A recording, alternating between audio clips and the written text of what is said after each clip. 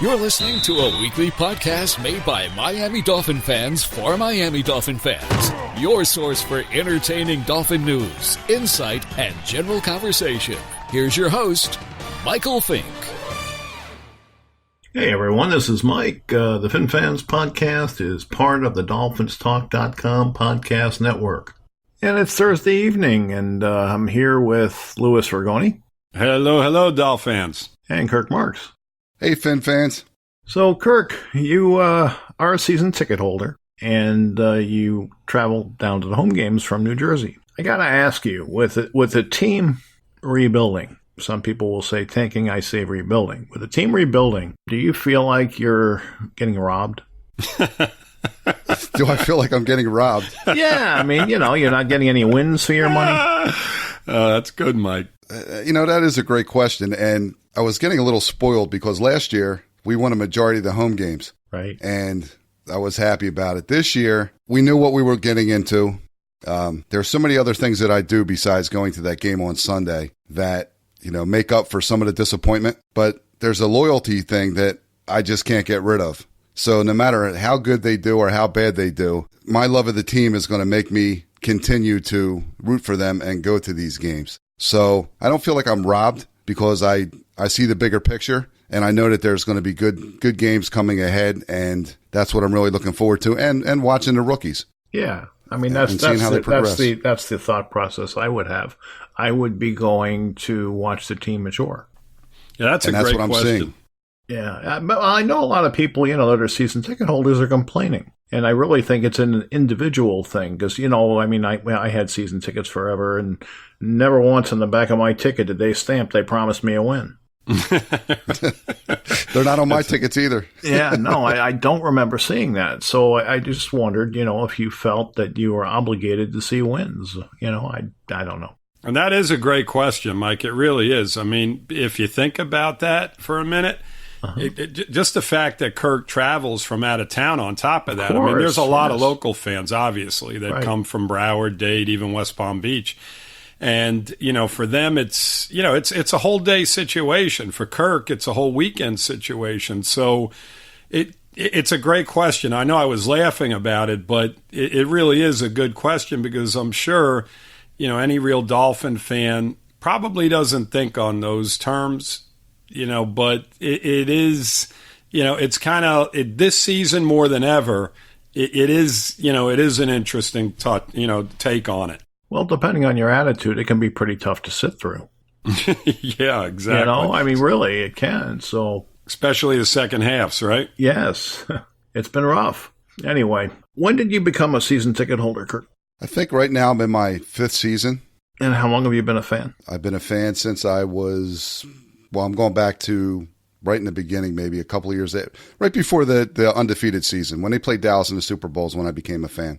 Okay, that's right about the time I did. The first game that I actually sat through start to finish was the Christmas Day game. Wow. Oh, what a game. Yep. Yeah, one of the best. Have they rated that yet, Mike, by the way, in the top 100? I think they do it Tuesday. Now, I don't know. I don't remember if it was this past Tuesday or next Tuesday. Right. It's got to be in the top 10. I mean, it's the longest ever NFL game, isn't it? It still is, right? 82 to this minutes, day? 40 seconds, yes, right. sir. So you almost have to think it's in the top 10. I would think so, or at least the top 20. Mm-hmm. I kind of think the Charger game's going to be up there, too, the Epic in Miami. Oh, yeah. That should definitely be a top 10 game as well. So, yeah, we should have a few up there, which is great. That'll be great. Yeah, I would think so. Mm-hmm. Now, you've been watching the team really as long as I have. So what would you say has been your most disappointing season before this one? The season where we went 1-15. Yeah. And just got, in overtime, we saved that season was excruciating because I just couldn't believe that our team would go and lose every single game. Yeah, that was right about the time I stopped having season tickets. I wasn't a season ticket holder for that year because we had moved out of the area. So not too around when Ricky left us, right? Yes. He went AWOL on us. Yeah, that was a rough year, but boy, I'll tell you what, there were a few seasons prior to that. There was one year, I believe, we started 5-0, and we had a really good team, and then we just went in the tank. And it started with a game against the Colts when Harbaugh threw a couple late touchdowns. Do you guys remember that season? We came out of the gates like 5-0, and we wound up going, I think, 9-7 or 8-8 by the end of the year. And they had a lot of talent on that team. It was kind of hard to put your finger on it, but well, we've had a few of those seasons. Yeah, we did, but that one in particular, because we were playing really solid football, and we had the Colts down late, and Jim Harbaugh threw a couple of late touchdowns against us. We lost. We went to, I believe, 5-1, and then from there it was all downhill. We've had a couple of seasons like that. After we won that Thanksgiving game with Leon Lett. Yep. And then we just bottomed out the rest of that season. Yep. And how when we beat the Bears and thought we were going to go to the Super Bowl and the Patriots beat us, that has to be one of the most disappointing. Yeah, that one hurt. That one hurt because we really thought we'd match up well with the Bears because of how we had beaten them previously. Absolutely. And when you look at that Super Bowl and how it turned out, I mean, there's no question in my mind that had we played them, it would have been a much, much better football game. Because that was maybe the worst Super Bowl. I mean, that San Diego-San Francisco one was pretty bad when they beat them, I think, 55-14, but that game was just over in the second quarter. That Chicago. There were a lot of bad Super Bowls back then. They've kind of gotten out of that habit. They've been much more competitive lately. But they have. The one last year was horrible. I mean, what was the final in that? 13-3 or 13? I don't even remember. It was just a horrible Super Bowl. I mean, if you like defense, I guess it was good, but I like just defense. Wasn't. Yeah, I do too. But that game was extremely boring. I like 14-0 Jet win, Dolphins over Jets and championship Anytime games. you beat the Jets, it's a great game. I don't care if it's 3-0 or 3-0 or whatever it is. I'll take it. Exactly. Very, very rarely is it 3-0 when we play them. No, that was the Patriots, and I don't want to talk about that game. Mm-hmm. No. Cheating bastards. So, Lewis. Yes. You had talked last week about last year's team compared to this year's team, and I know there was something else you wanted to say about that. Yeah, in regard to the blowout situation, if you go back and you look at some of the scores and the results of games last year, especially when we were on the road, we got blown out quite a bit last year with a lot of star players that are no longer with the team. Kenny Stills, Kiko Alonso. I wouldn't necessarily call them stars, but are better players, are veterans. Tunsil, you go on and on and on. Fitzpatrick, Mika was here. So the point of the matter is that people are upset about the blowouts and the situations that we've been in over the course of the first quarter of this season. And if you go back and you look at last year. 2 out of the last 3 games that we played in last year, we lost to Minnesota in December, 41-17, and we lost to Buffalo, our last game of the year, 42-17, 2 blowouts.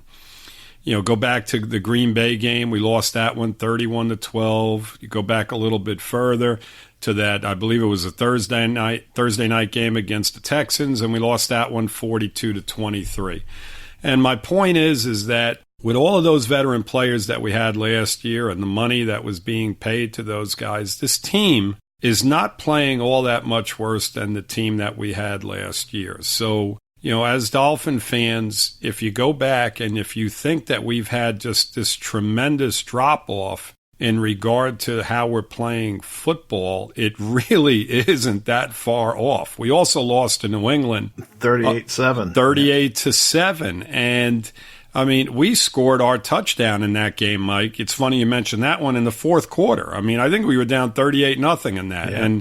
And we scored a garbage touchdown late. So, again, my point is that if you think that we're all that much worse than we were last year, we're really not. And the fact that we're in such a better position in regard to the amount of money we're going to have to spend at the end of the year, and we've talked about this before as well, and the fact that we have all these draft picks in this upcoming draft, we're in a much better position at the end of this season than we were at the beginning of this season. You follow me? Coming into this year, the situation wasn't great. But going into next year and the beginning of next season, we're going to be in a much, much better position in a lot of ways. So, it's something to be positive about and look forward to, because we do have a lot to look forward to. About the only thing we have to look forward to, because I'm not looking forward to the rest of the season. How about you, Kirk?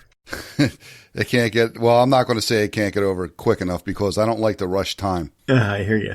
Take it once a week, and we still get to see our team, and we're still looking for some kind of improvement. Growth.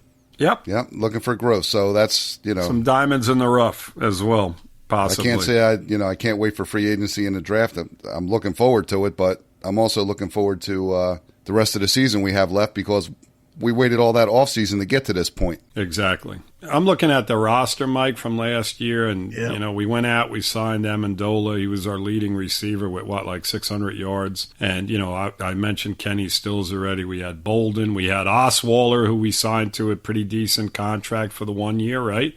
To back up here. And we had Jawan James. And we had Tunsil. I mean, it was, there was a lot of guys here. I mean, Robert Quinn. Yeah. Cameron Wake, all of these players, Kiko Alonso, like I mentioned. And again, the bottom line is that we weren't a whole lot better with them. Bingo. You hit it right on the money. Frank Gore is another one that you can add to that batch. So anyway, what do we got next here, Mike? Well, I want to hear Kirk's thoughts on what they're doing and his feelings on it. My feelings on what the team's doing? I mean, if you or Greer, is this what you would have done, or would you handle it differently? No, as long as you have ownership signing off on it, and you have a little bit of job security, and the other way wasn't working, we're always in the middle of the pack, then why not do this? We got rid of, we're trying to clean up some of Tannenbaum's mess with the cap situation, and, I think it's going to be good, because you're going to have a smaller roster right now. A lot of these players aren't going to be there next year. We already know that, but we do have some players that are getting valuable playing time that will be here. That's only going to benefit us, and I'm behind him 100%. Well, that's it. You're playing the youngsters and hoping, 3, 4, 5, 6, 7 of them start to develop and they become keepers. You're getting a whole season to evaluate them. That's it. Exactly, a whole season. And, the guys that we have right now, Mike, I mean, there'll be some foundation there, but...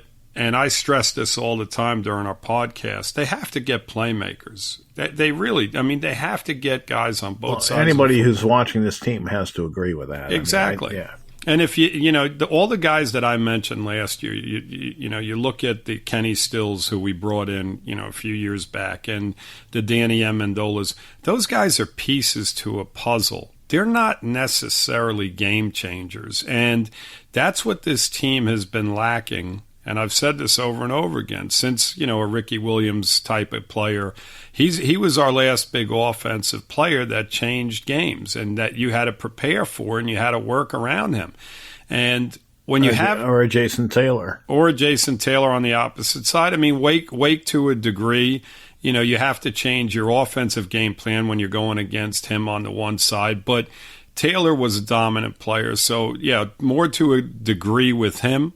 To your point, Mike, but the point is that some of the guys that we have here are going to be nice, solid players for us. But in these next two drafts, it's absolutely mandatory that we get playmakers at positions. It's just that simple. A lot of teams that are successful and make the playoffs every year have those type of guys. It's as simple as that. Pittsburgh, I'll use them as an example. Roethlisberger's been there forever. Antonio Brown up till last year, Le'Veon Bell. If you look at that team as a whole, on the defensive and offensive side of the football, they're probably an average team overall, but because they had those type of playmakers, they were able to win you football games, and they were in the playoffs pretty much year in and year out. Now, they didn't get to the Super Bowl because there were better teams, New England or somebody usually knocked them off. But my point is that a team that has those type of players on their roster, they win you football games over the course of the season, and they separate you from that 8-8 record that, to Kirk's point, he brought that up, that where we're 500 pretty much every year. They put you over the top. They win you a few games every year to where they put you in that playoff position. So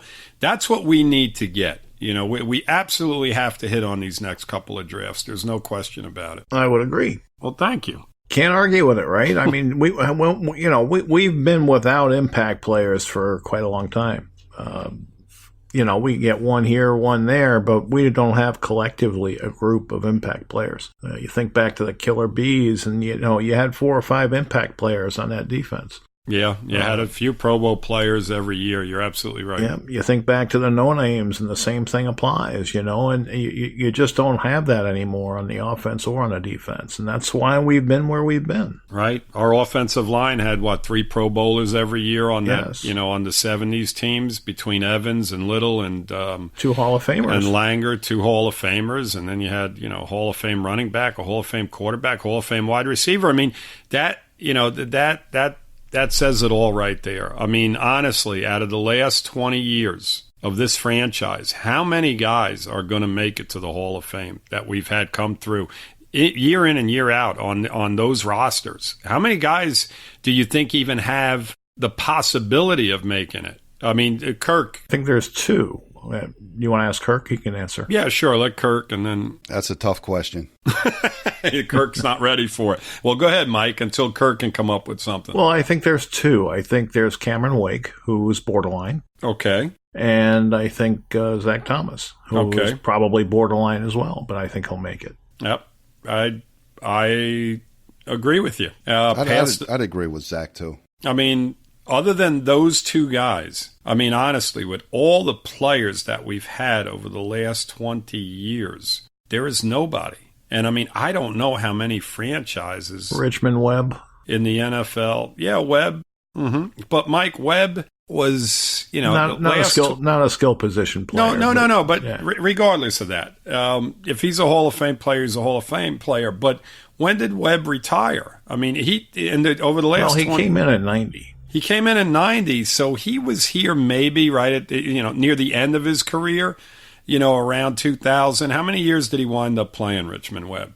Do we know? I mean, I'm not sure off the top of my head. I'm not sure either. But the point is that over the last 20 years or so, there's been very, very few players that would even be considered for the Hall of Fame. And honestly, I don't know how many teams across the NFL you can really say that. About there's and that's the frustrating part about it is that we haven't had type of guy that belongs on a Sports Illustrated poster for years. They tried, Lou. They tried. They brought in Mike Wallace. They brought in Brendan Marshall. Right. But things didn't work out. Absolutely, they did. I'm talking about through draft, though. We've got to start hitting on, a draft pick here or there that becomes that type of player, and we haven't done it in years. No. To my point, so. Things have got to change. Hopefully, we get a little lucky because there is a lot of luck involved. I mean, all these gurus, they talk about, they do all this research and it's still a crapshoot. When it comes down to it, it's still a crapshoot. There's still a lot of guys that just fall on their faces, and it only, hasn't only been us, as a franchise. There's been a lot of teams in the league that have, fallen under the same situation with guys just failing them. So yeah, well, we just picked up one of those guys, right? In Taco. Exactly, Taco. Yeah, well, Taco. When we were doing that draft, I definitely didn't want them to draft him. Definitely not. And I thought we were going to draft him because of Ross. Right. But I was like, please don't draft that guy. Who did we take that year, Kirk? That was what's he been in the league? 2 years now. I'm not sure. This is second year? Probably. Either a second or third. Yeah, I'm not sure because I'm only thinking 2 years. It might be. He was drafted in 2017 at pick 28. So who did we draft in 2017? That's 2 years back. Was it Tunsil? No, it was Tunsil because last year was Fitzpatrick. Right. So it was Tunsil then. Okay, yeah. Gotcha. All right. So anyway, I'd rather have Tunsil. Well, we don't have him either. We now have Taco, but we don't have we Tunsil. Have Taco. We have Taco. Oh boy, it's funny how that works out. Yes, it is, and we have Rosen. Right. From last year's draft. Right. So we're getting first round picks in other ways. Yeah. Yeah, we are. Yeah. Right. Let's hope they pan out. I was thinking about the other players. If Jake Long would have stayed healthy, when he first came out, he was doing pretty well, but he couldn't stay healthy. Yeah, he looked like he was destined for the Hall of Fame after his first season, but he had two problems. He couldn't stay healthy, and at times he'd have problems with the really fast edge rushers. And where we drafted him, I mean, it's, top of the draft. Right. That's tough. It really is. It's tough. I mean, how do you guys feel about, would you guys be happy if we would have drafted Matt Ryan, looking back on it now? I mean, would you guys be happy with looking at Matt Ryan and his career up to this point? Would you guys have been happy with Matt Ryan as a quarterback for us? Honestly, no. Is that right? How about you, Kirk?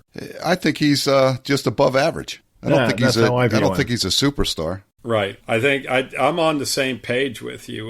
Would he have been a couple of steps up from what we've had? Yes. Oh, there's no question about that. And he's had some incredible seasons. The year they went to the Super Bowl, he was very, very good. But you're right. Overall, looking back on it, it would have been a better situation for us. There's no question about it. If you look back at it, some of the teams that Tannehill had, maybe with Matt Ryan a quarterback, we would have made the playoffs. Because we were right there every year. Well, the year we lost to Buffalo and the Jets to close the season, he might have made a difference. Yeah, Mike, I think there were a few seasons where we were around 500 that he probably would have made a difference because he is a much better quarterback than Tannehill is. There's no ifs, ands, or buts about that. And would it have made a difference in regard to winning a couple of games a year? We could probably say yes. Because we were on the verge. We had decent teams for a few years there. We just couldn't get over that hump. So maybe he would have been the difference. Who knows? It's tough to say. It is tough to say. In my opinion, I'd say yes. Even if he gives us, two or three extra wins, then we're talking about 10 or 11 wins. We're in. And I think he was good enough to be able to do that. I'm on the same page with you in regard to it, Kirk. I think he would have made a difference because we were losing games where the offense just hurt us. The defense was playing well. I mean, listen, this team's been in the same pattern forever, it seems like, right? To where the offense just could never do enough. Seemed like the defense would play, even all last season, they would keep us in games, and the offense just continued to go 3 and out, and eventually it wears on you, and we'd eventually lose pretty much all of them. Last year, the year before, it was the same pattern, and it's been the same pattern. So, this is a breath of fresh air this year. It really is. I'm actually enjoying this season a lot more than I did last year, guys. I got to be honest with you. I mean, you may think I'm crazy, but... Well, I do, but for other reasons. Go ahead. Right. But, just hear me out for a second in regard to it. As the season was progressing last year, and Mike, me and you talked about it, week in and week out after we watched games, even though they were winning some football games, they weren't winning them the right way. You got Albert Wilson running a ball in, on a little screen pass from 60, 70 yards out. They weren't playing a good brand of football. And in the end, we showed our true colors. We were what we were. Right. In Dennis Green's words, right? We were what we were. So, as you watched it from early on, we got off to a good start, and then it started going downhill from there. I knew what the outcome was going to be. And I knew that we were going into another situation where we're like, my God, we're going to have another 8-8 year. We're going to be drafting in the middle of the draft once again. And we're going to be right back where we were. We just keep going in the same direction year in and year out. This year, I'm really looking forward to seeing these guys. I enjoy watching Rosen every week to see if he develops. Preston Williams, Dieter. There's a lot of things to look forward to. Whereas last year, I didn't have that same enthusiasm going forward than I do this year. So do you follow me on it in regard to I'm actually enjoying it a little bit more? Not the brand of football, but, the thing as a whole. So you have the same attitude I do. I mean, you want to watch the youngsters develop. You want to watch the guys, go from point A to point B, and that is fun. Yes. You'd like to see the offensive line do a little bit better so the quarterback has a little bit more of an opportunity to shine. But, all in all, I agree with you 100%. It is fun to turn on the game and watch the game. I may not like the result very much, but that's a different discussion. Right. What about you, Kirk? I agree with you also, Lou. I'm doing the same thing, and I'm looking at different parts of the team that I didn't used to look at. I mean, right. I didn't really pay too much attention to the offensive line or anything. I was looking for the stars to make plays. The cheerleaders. No, you know what? Because the cheerleaders, they have them on the opposite end of the end zone now. So it's time to change your season tickets, Kirk. Yeah, well, I am. I mean, I'm sure there's a lot available. You can probably pick them anyway. It seems to me like they cut half their squad too. Because I'm surprised. They used to be down both ends, and now they're just down to one end. And I'm like, well, what's going on? They got to cut corners somewhere, right? That's funny. That's for sure. Yeah, but like I was saying, with the now I'm watching the line. I'm watching certain players that are young, and I know that we have a young team, and I want to see them progress and get better. And I'm also scoreboard watching. So it's a whole different concept this year. Right. Yep. A whole different frame of mind. Hey guys, I wanted to break in here real quick just to ask a favor of you. On the app that you're listening on, if you enjoyed the show, please subscribe to the podcast. Hit like, leave a comment on your thoughts of the show. And if you didn't know, we do run a Facebook group. It's Miami Dolphins #1. That's #1. We talk Dolphins football 24/7, 365. We'd love to have you join us and share your thoughts. And once again, we want to thank you for listening. Let's make it a habit. We'll see you next week. So which of our youngsters do you think will make the Pro Bowl first? Oh, that's a great question. That is a great question. And I want to say Howard. I want to see him go back.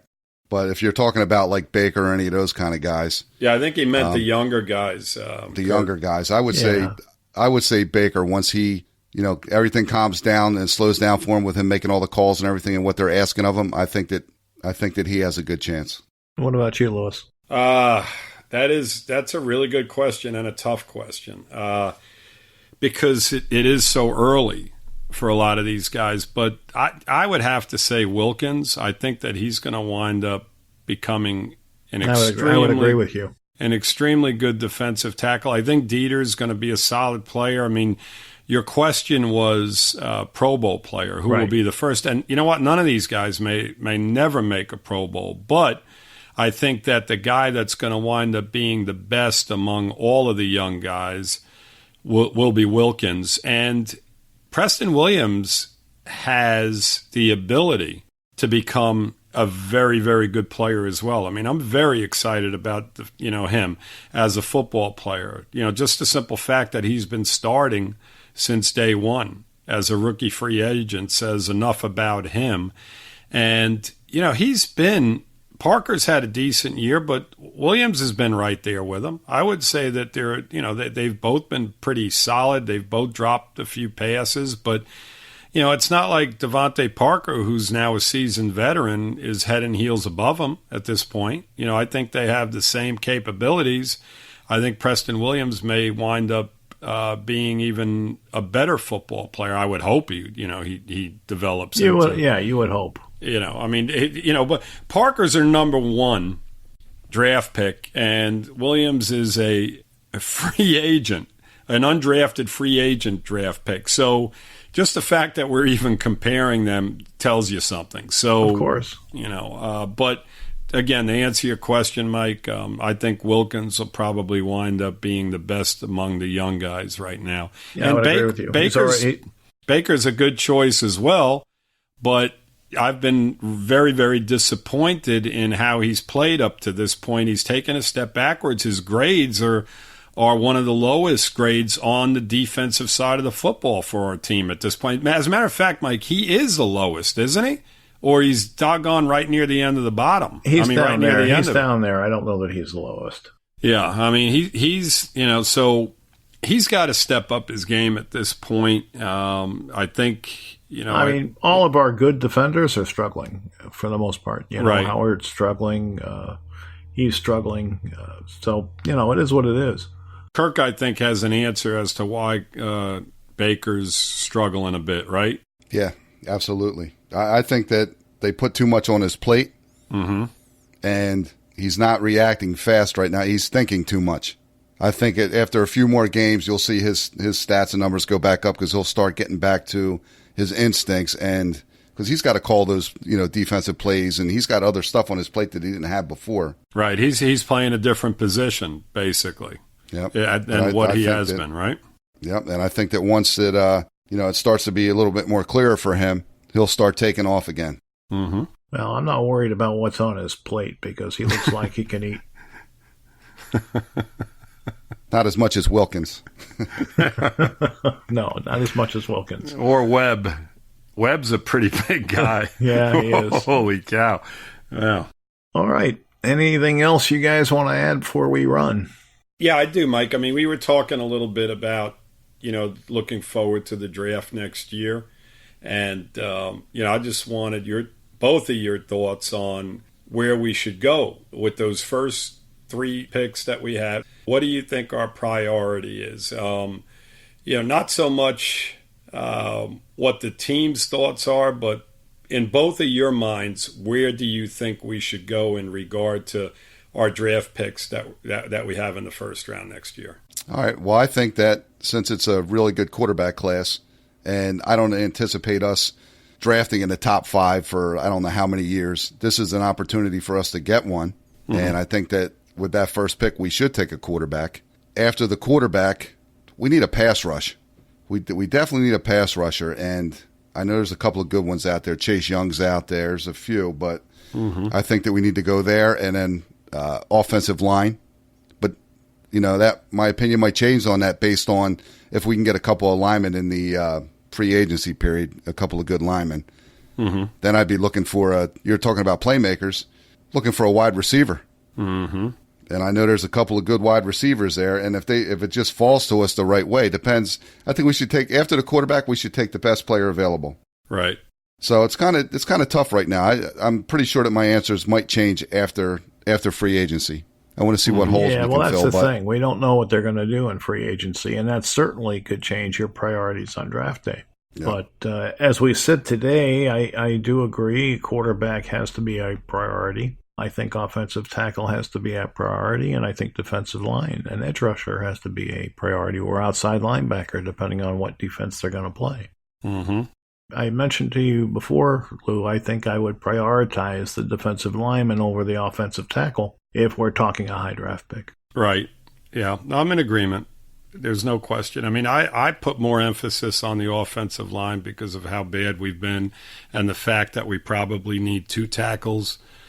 Because personally, I feel that Davis is going to probably wind up moving inside at some point, and I just don't know if I like him at that outside, at the tackle position, Mike. Regardless of whether it's on the right side or the left, so I think that they're going to need 2 tackles, and if you are in fact drafting a quarterback very high in the draft, you got to have somebody that goes hand in hand with him to protect him game in and game out. And, if it's Tua, then we're going to need a nice right tackle. If it's somebody else, then we're going to need a left tackle. So well, that's a fallacy, and I'll tell you why. Go ahead.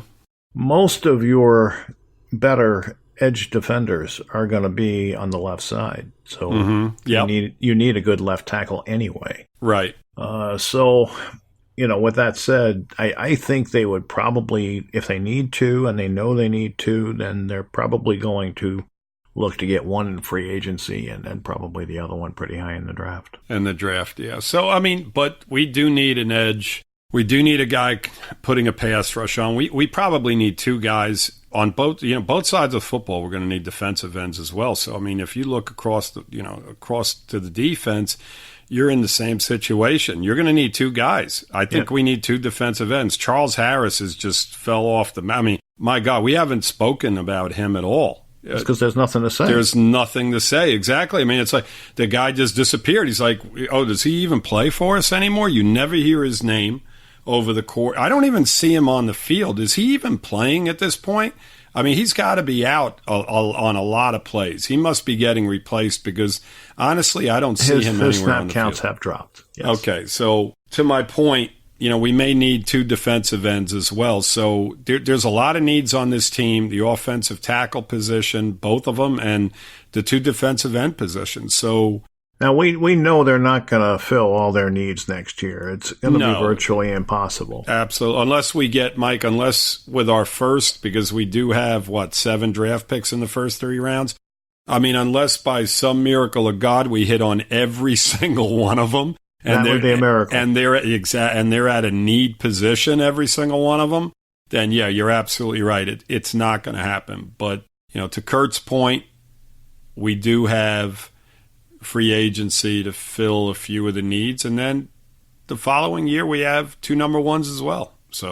And 2 number 2s. So with that being said, if we get halfway there next year, wouldn't we all be thrilled with that? Getting one solid defensive end, getting 1 solid tackle, maybe a big play receiver, and a good young quarterback. I think I'd be happy. Just give me an offense that can pick up, a couple of first downs a quarter, and I'd probably be happy. We don't want first downs. We want touchdowns. We don't want to settle for first downs. We want touchdowns. I want points. I don't want to look up at the scoreboard and see us with 6 points, 10 points at halftime. No, I'm talking about when the big F is up on the board. Final. Dolphins 10, San Diego 30. It's just game in and game out. We have to start scoring some points.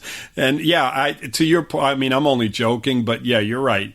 We have to get first downs. We have to keep the football away from the other team's offense. And because you have to protect your defense. They're on the field 40 minutes a game. No defense is going to be effective on the field 40 minutes a game. Exactly. And I mean, wouldn't it be refreshing to put drives together, Kirk, Mike? I mean, honestly, we don't see that. Even last year when we were putting points up in games, usually it was a big play. It was a big play. A Drake 50-yard run or Albert Wilson, wide receiver screen that he'd take to the house from 40, 50, 60 yards out. We never put drives together where, wow, this is like a 12, 15 play drive that ate up 6, 7 minutes. Yeah, apparently Gase brought that same offense to New York. Yeah, right. We'll be seeing that shortly.